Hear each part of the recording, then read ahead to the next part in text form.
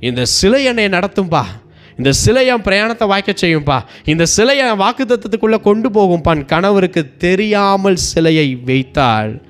அவள் போகிற பிரயாணத்தில் கடும் வழி வந்து அவள் மரித்து போகிறாள்.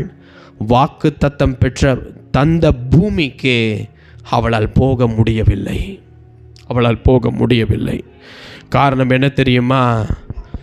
வாக்குத்தத்தத்துக்கு நேராக கர்த்தர் ஒருவரால் மட்டும்தான் நடத்த முடியும். வாக்குத்தத்தத்துக்கு நேராய் சிலை நம்மை நடத்த முடியாது. நம்மளுடைய பாரம்பரியம் நம்மளை நடத்த முடியாது.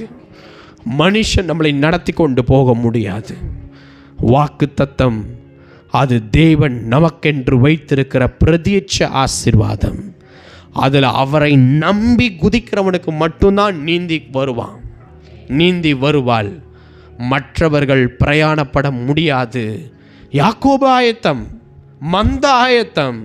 தான் உயிரா நேசிக்கிற மனைவி இவ்வளவு நாள் யாக்கோபு ஐயாவுடைய கையின் பிரயாசத்தை, அவருடைய பாதுகாப்பை, அவருடைய ஃபினான்ஷியல் எல்லாத்தையும் பிளஸ் பண்ண ஒரு தேவன் பாருங்க. கிளம்பும் போது கூட ராகேல் சொல்கிறா, எங்கள் அப்பா எங்களுக்கு இருக்கிற பணத்தை கூட பிடுங்கி தின்னுட்டாருங்க, மீதம் இருக்கிறதெல்லாம் நம்ம வேர்வை சிந்தி உழைச்சி கஷ்டப்பட்டு கடவுள் கொடுத்ததுங்க, வாங்க எடுத்துட்டு அவருக்கு போயிடலாம், சொல்லாமல் கூட போகலாம்னு சொல்கிறதே அவங்க தான். ஆனால் உள்ளே போகும்போது வாக்குத்தத்தத்துக்குள் அவளை கர்த்தர் அனுமதிக்கவில்லை. ஏனால் அவளுடைய இருதயம் இருமனம். அதை இருமனதிலே கர்த்தரை மாத்திரம் அவள் நம்பலை.